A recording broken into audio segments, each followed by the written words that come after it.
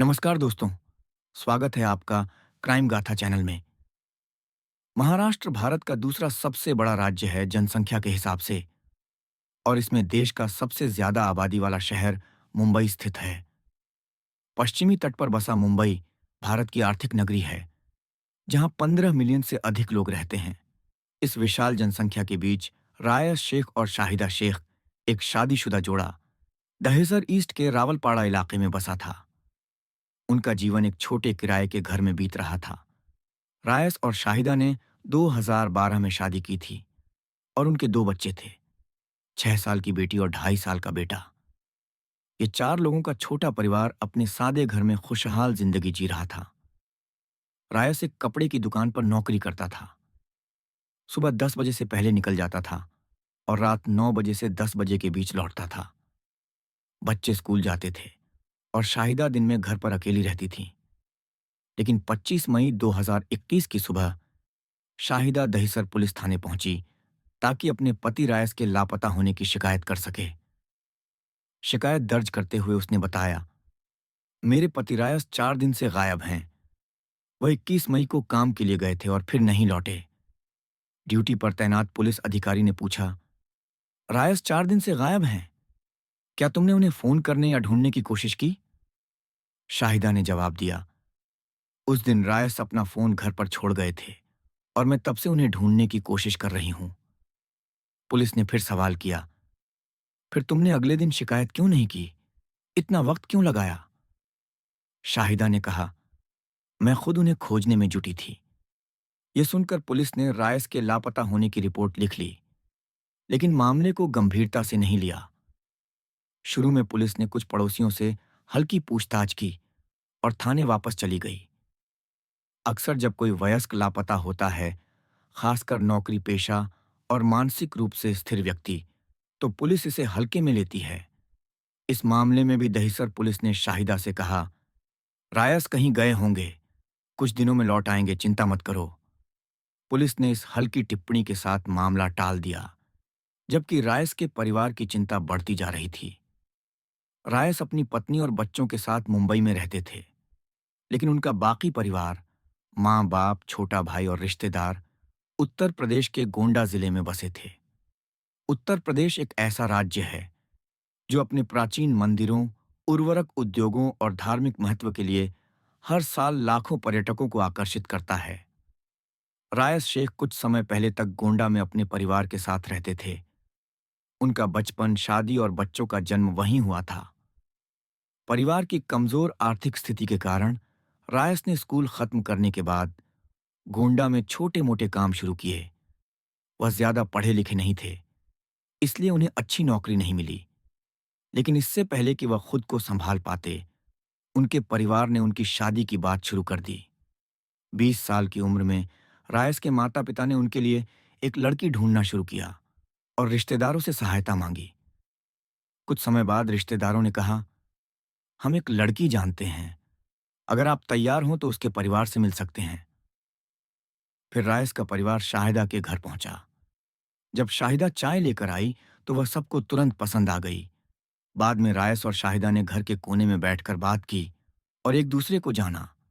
इस बातचीत के बाद दोनों ने शादी के लिए सहमति दे दी। इस तरह 2012 में रायस और शाहिदा की शादी हो गई। ये एक तयशुदा शादी थी और दोनों परिवार खुश थे। समय बीता और रायस ने छोटे मोटे कामों से घर चलाना जारी रखा। इसी दौरान शाहिदा ने एक बेटी को जन्म दिया, जिससे घर में खुशहाली आई। लेकिन रायस और शाहिदा दोनों एक बेटे की चाह रखते थे।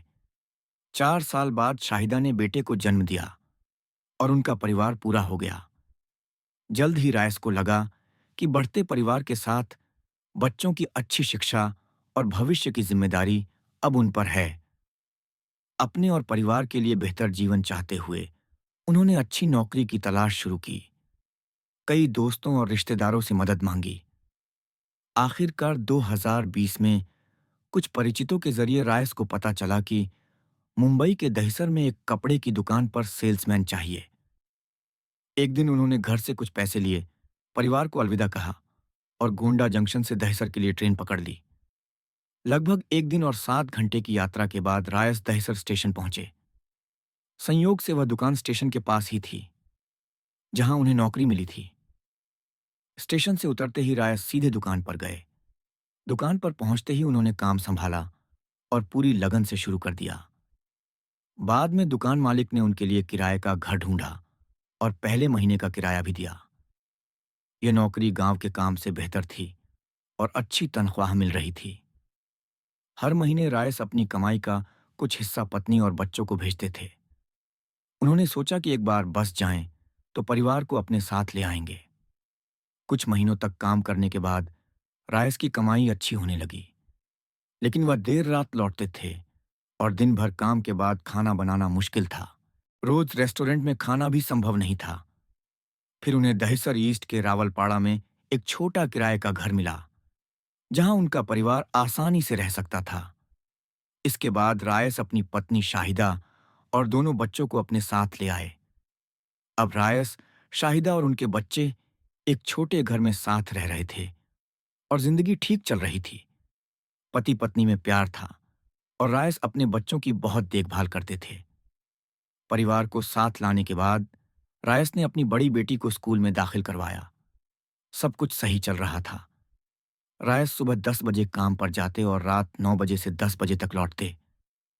21 मई 2021 को हमेशा की तरह रायस काम के लिए निकले, लेकिन उस रात वह घर नहीं आए।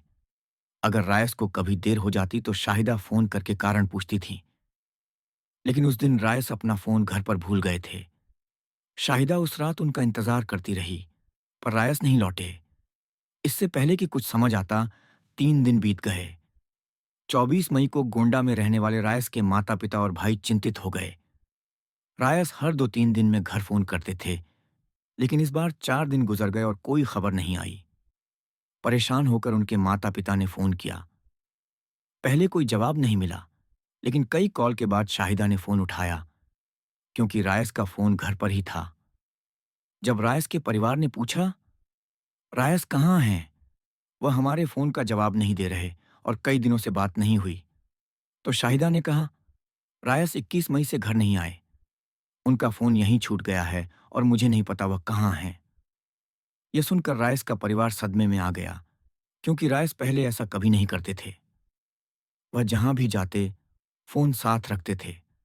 अब गोंडा में करीब 1000 मील दूर रायस के माता पिता अपने बेटे की फिक्र में डूब गए।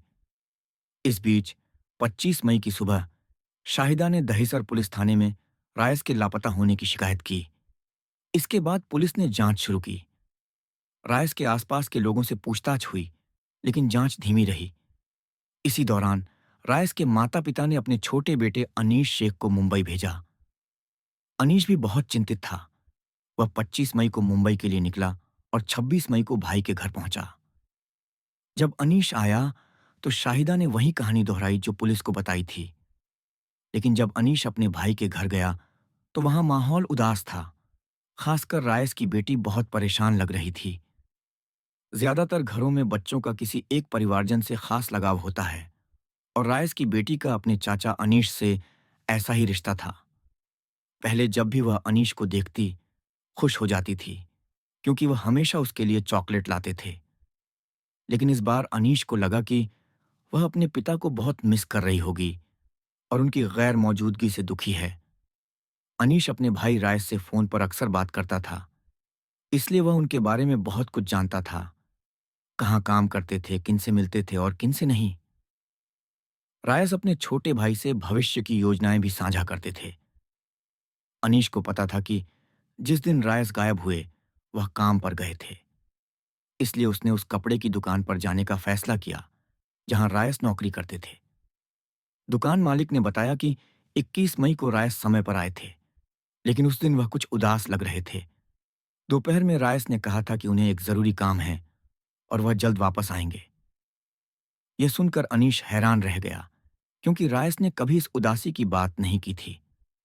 दुकान मालिक से बात के बाद अनीश ने रायस के दोस्तों, परिचितों और पड़ोसियों से संपर्क किया, लेकिन किसी को कुछ नहीं पता था। मई खत्म हुआ और जून शुरू हो गया। 1 जून को शाहिदा को किसी काम से बाहर जाना पड़ा, तो अनीश को बच्चों की जिम्मेदारी संभालनी पड़ी। उसने देखा कि उसकी छोटी भतीजी उदास होकर बिस्तर पर बैठी थी। वह 6 साल की बच्ची के पास गया और उसे खुश करने की कोशिश की। अनीश ने कहा, दुखी मत हो, तुम्हारे पापा जल्दी लौट आएंगे। लेकिन बच्ची ने जो जवाब दिया, उसने अनीश को हिला दिया। बिना देर किए अनीश दोनों बच्चों को लेकर दहीसर पुलिस थाने पहुंचा। वहां रायस की बेटी ने पुलिस के सामने अपना बयान दोहराया। उसकी बात सुनकर अधिकारी स्तब्ध रह गए। फिर 5-6 अधिकारियों की टीम बनी और वे अनीश और बच्चों को लेकर रावलपाड़ा में रायस के घर गए। उस वक्त शाम के करीब 4 बजे थे और शाहिदा भी लौट आई थी। पुलिस ने उसके सामने घर की गहन तलाशी ली। घर में एक छोटा बेडरूम और बाहर एक छोटा क्षेत्र था जहां सोफा रखा था। पुलिस ने हर कोने की जांच की, लेकिन कुछ नहीं मिला। दीवारें, छत और फर्श भी देखे गए। जैसे ही पुलिस जाने लगी, एक अधिकारी की नजर रसोई के फर्श पर पड़ी। उन्हें शक हुआ कि यह फर्श हाल ही में बना होगा, क्योंकि नई टाइलें लगी थीं।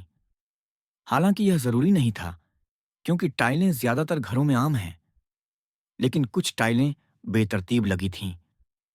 आम तौर पर नवीनीकरण में लोग साफ सफाई का ध्यान रखते हैं, पर रायस के घर में रसोई की टाइलें ऐसी थीं जैसे किसी अनाड़ी ने जल्दबाजी में लगाई हों।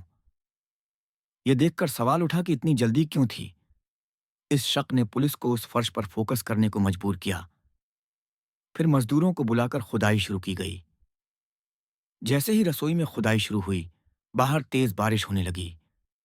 रायस के कुछ पड़ोसी घर के सामने जमा हो गए और 3-4 अंदर आ गए। 1 जून को शाम 5 बजे खुदाई शुरू हुई और 10 घंटे तेजी से बीत गए। 2 जून को सुबह 3 बजे तक मजदूरों ने टाइलों के नीचे कंक्रीट तोड़ा। नीचे चट्टानें होने से देरी हुई। 9 फीट खोदने के बाद एक हाथ मिला। सावधानी से खोदा गया और फिर शरीर के 4 टुकड़े निकले। ये टुकड़े रायस शेख के थे। पुलिस ने अवशेष पैक किए और फॉरेंसिक लैब भेजे। पड़ोसियों ने यह सब देखा। फिर पुलिस अनीश, शाहिदा और बच्चों को थाने ले गई। शाहिदा से पूछताछ शुरू हुई, क्योंकि वह घर में अकेली वयस्क थी। जांच में पड़ोसियों ने बताया कि अमित मिश्रा नाम का शख्स अक्सर शाहिदा के घर आता था। अमित का घर पास ही था, लेकिन वह वहां नहीं मिला। पुलिस ने उसे ढूंढकर पकड़ लिया। शाहिदा और अमित से सख्त पूछताछ हुई। राइस की 6 साल की बेटी का बयान सामने आया। 1 जून को अनीश ने उसे दिलासा दिया था कि उसके पिता लौट आएंगे, लेकिन उसने कहा, अंकल, पापा अब नहीं आएंगे। मम्मी ने उन्हें मार दिया। मैंने उनके शरीर के टुकड़े होते देखा।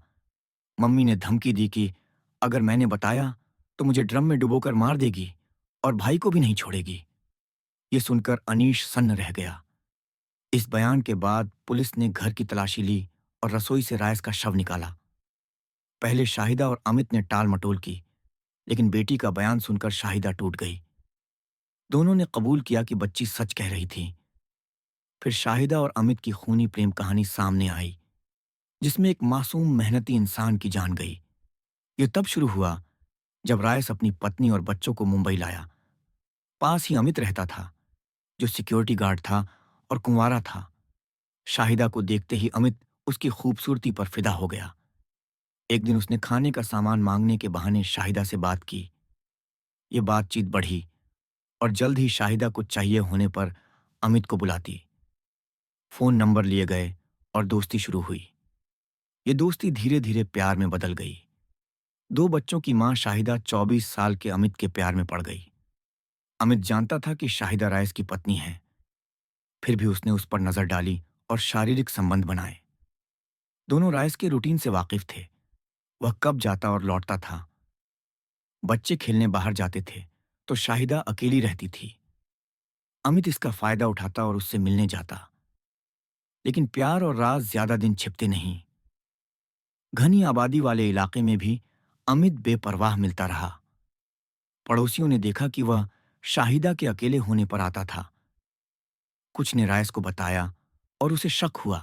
रायस ने शाहिदा से बात की, लेकिन उसने इनकार किया।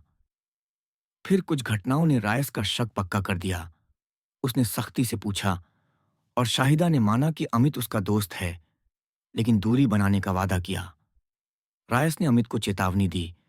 फिर भी दोनों की नजदीकियां बढ़ीं और अमित छुपकर मिलने लगा।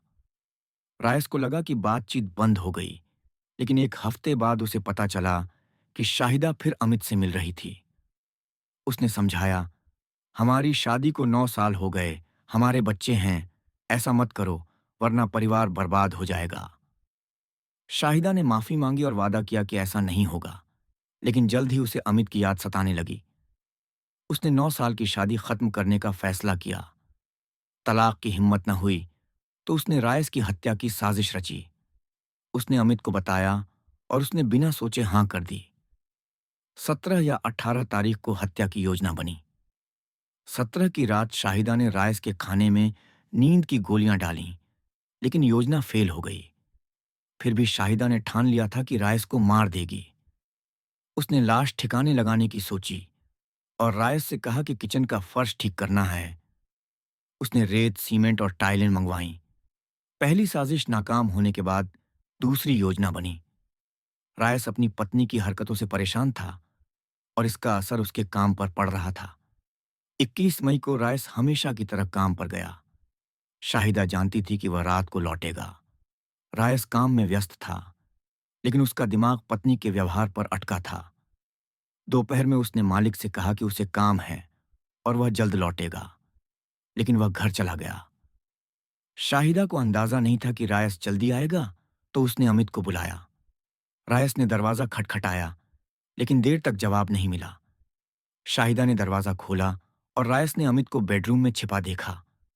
अपने घर में पत्नी के साथ किसी और को देखकर रायस गुस्से में आ गया।